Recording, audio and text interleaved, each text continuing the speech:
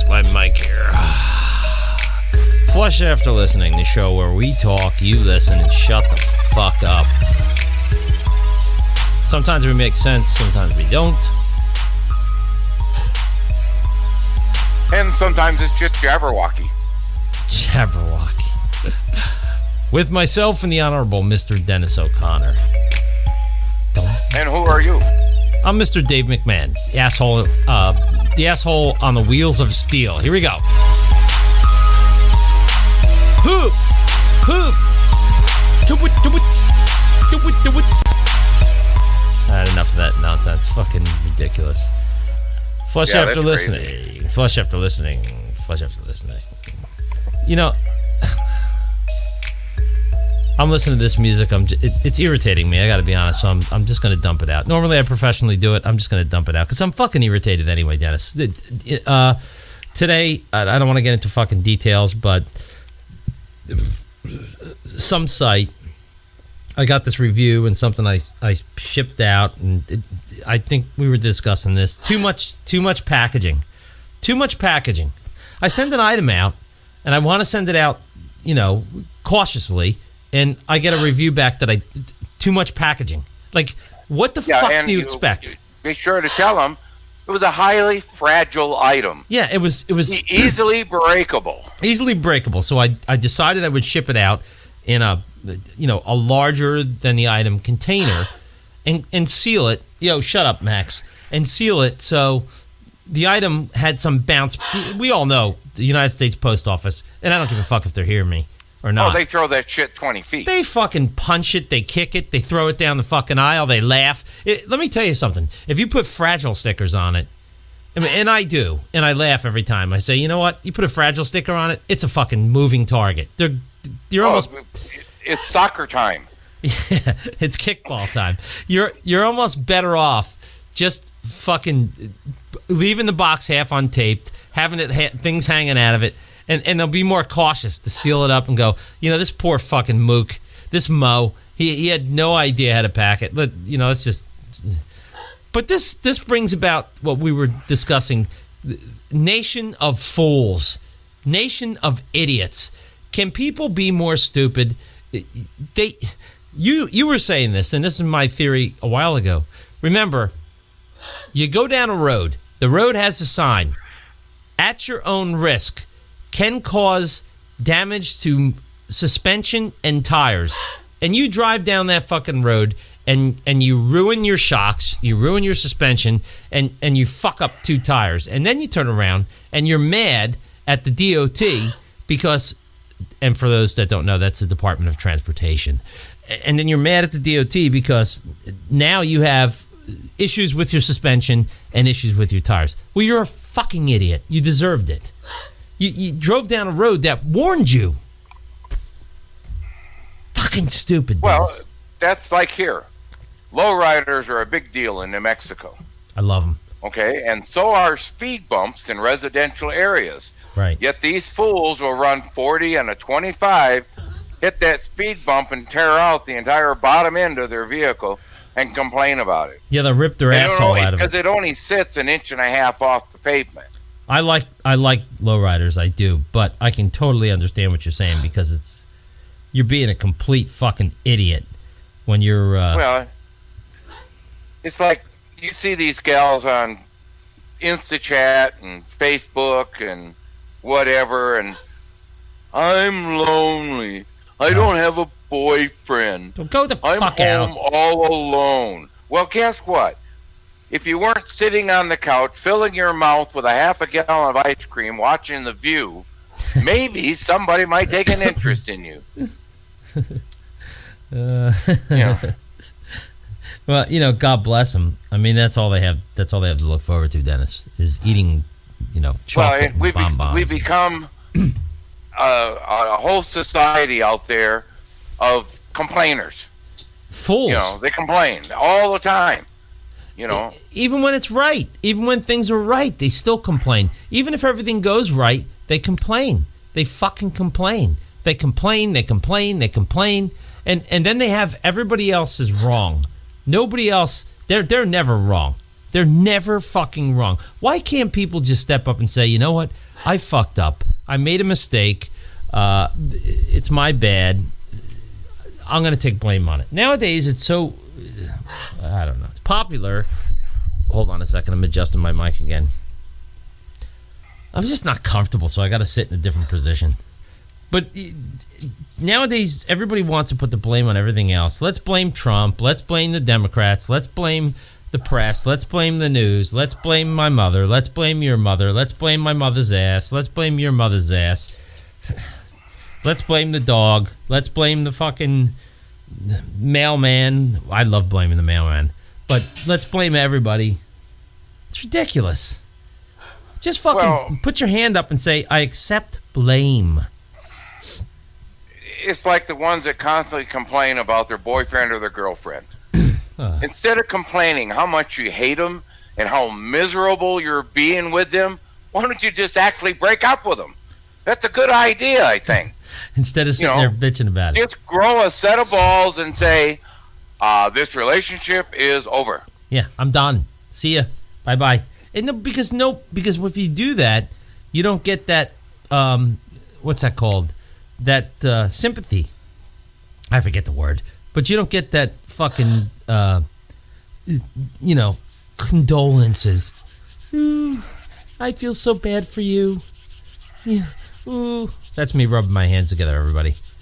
Ooh, I feel so bad. Oh, prayers. Ooh, prayers. I've said this a million times.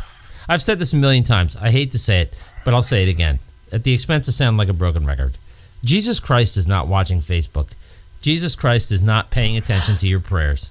If your prayers are answered through Facebook, it's miraculous because Jesus Christ could care less about. He can give a damn less about Facebook. He's going to condemn you and put you straight to hell if you're involved in it. Probably. He has no time for Facebook. And that works both ways. No, he's got too much going on InstaChat. Yeah. He's on Snap this and Chat that. And this goes for people that post these religious things. Like, they post this big picture of the crucifix and they say, blah, blah, blah with Jesus and all this. If this makes you feel good, that's fine. If you want to watch Buddha, if you want to watch Christ, if you want to worship a head of lettuce, like they did on What's Happening and they called it Ralph, whatever you want to worship, that's fine. But here's the thing. Putting it on Facebook, Buddha, Christ, Dalai Lama, Muhammad, Ralph, the head of lettuce, whatever. They're not going to see it. So you're not kind of scoring brownie points, Dennis. It's not like me going, okay, hold on. I'm doing an imitation typing sound. I'm typing that Dennis O'Connor is one of the coolest. He's one of the coolest dudes in the world. Now that might get me some credence because you'll see it. Jesus Christ isn't going to be seeing me post. Jesus is so cool. Christ is going to go, oh, he's full of it. He's just full of it. I know he is. You can't lie to God. Although people sees all, knows all. Well, people tried doing it. But anyway, regardless, I call it Nation of Fools. It's dumb America. America gets stupider is that a word? Stupider? America gets more stupid every day. Well, it is, and it's getting just way beyond what would even be considered as a normal. I mean, you got those people out there who will complain about everything under the sun.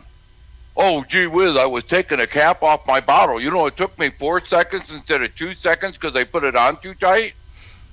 Or they'll drop something on the floor and they'll curse every god that's been known because they got to bend over and pick it up. Whatever they can think about to complain about, they will. It's getting fucking They don't ridiculous. even know you could complain about certain things before this person did it. It's getting fucking ridiculous. So, you know what? Something else we were talking about to get off the subject of this, because we'll aggravate the shit out of ourselves talking about this. I'll get on a tirade and I'll start slamming my fists and it'll get atrocious.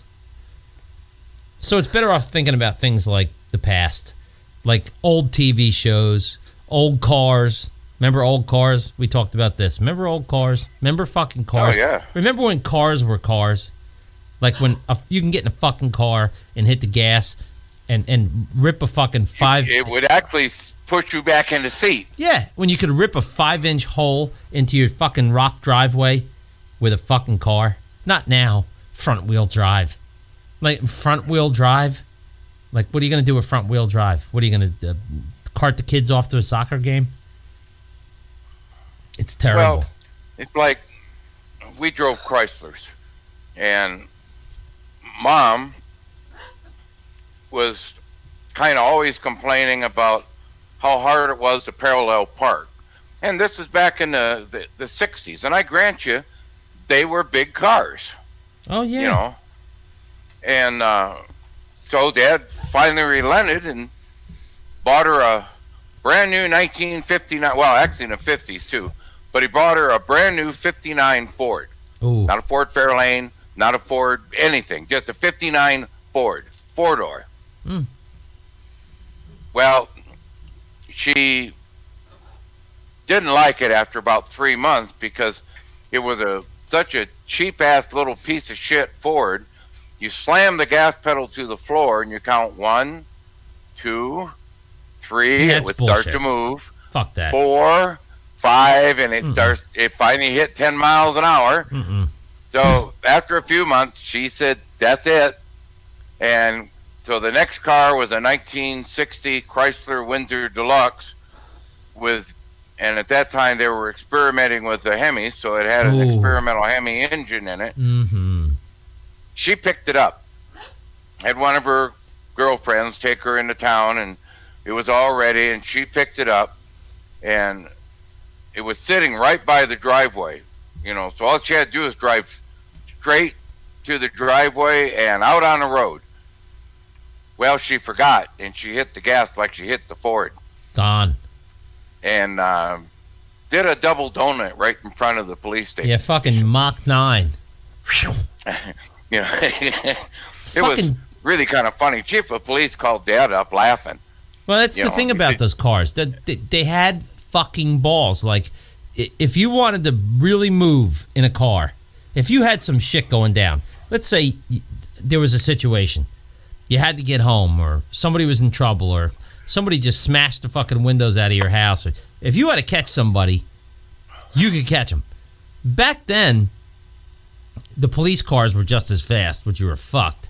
But nowadays, if you had a fucking Super Bee or a fucking Roadrunner with a Hemi in it or larger, these fucking cops couldn't catch you. I mean, if you knew how to drive, nobody's faster than a fucking walkie-talkie, but I mean, you could fucking outrun anybody in those fucking cars. That was a time when cars had tenacity. Like, you got in the car, you felt like there was something around you. Now, you open the hood, you don't even know what the fuck you're looking at. You look down at the hood and you go, what? Where's the fucking spark plugs? And forget about it, there is no more carburetor. Carburetors don't exist anymore.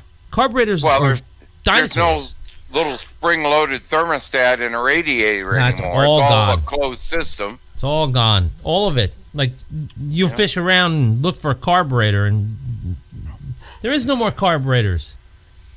There's no more. You can go out in the morning. You can park your car at night, running fine. You can go out in the morning, and nothing happens.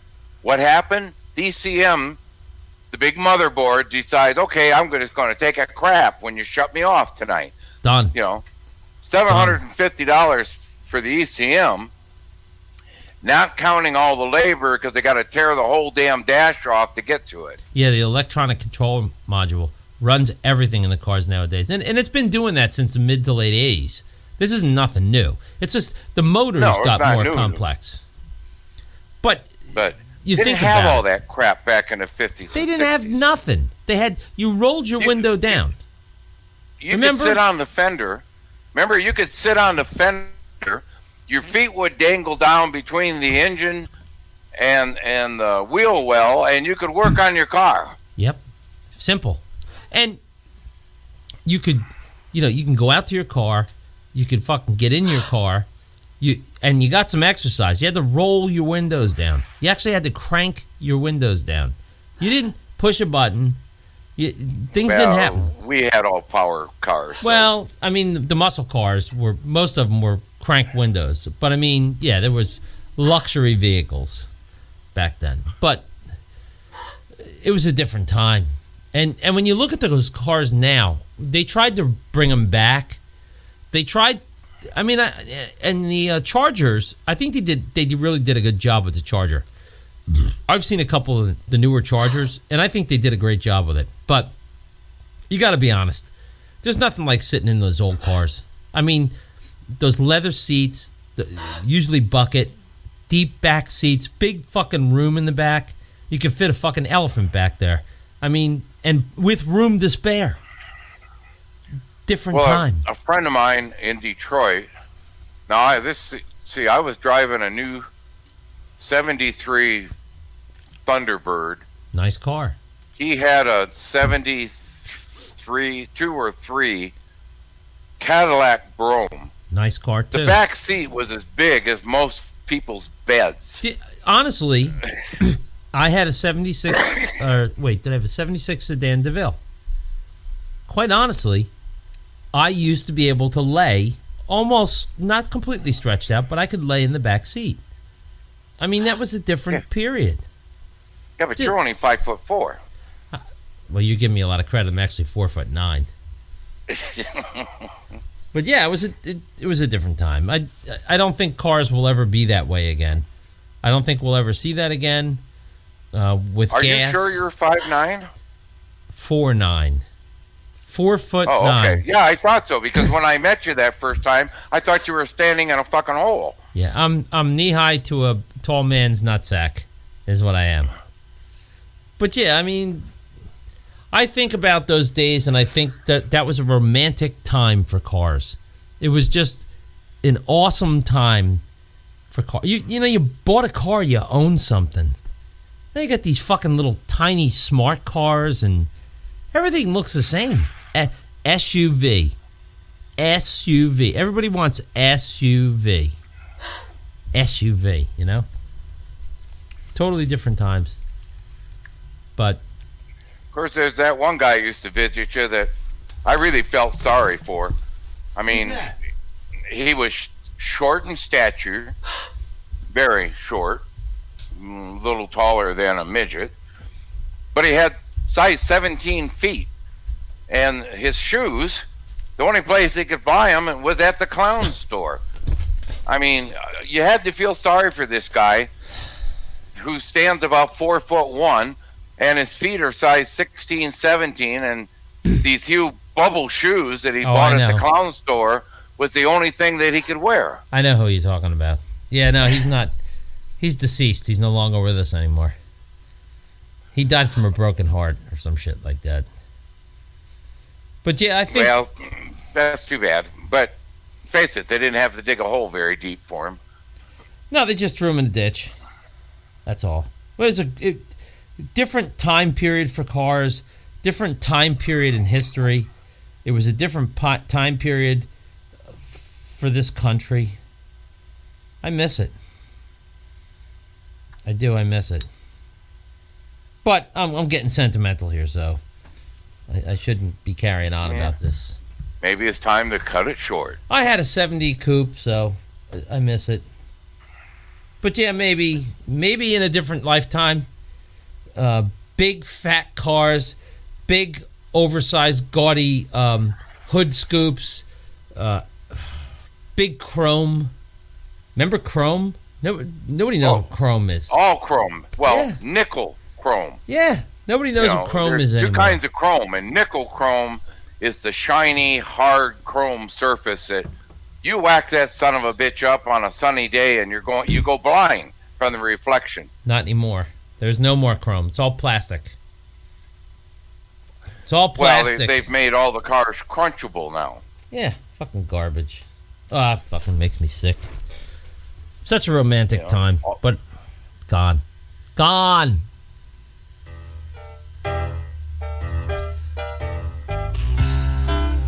Anyway, some old music for old cars. Yep. Time to say goodnight, Amadeus. Good night, my friend. And flush after listening. We're out of here. Have fun. We'll see you again.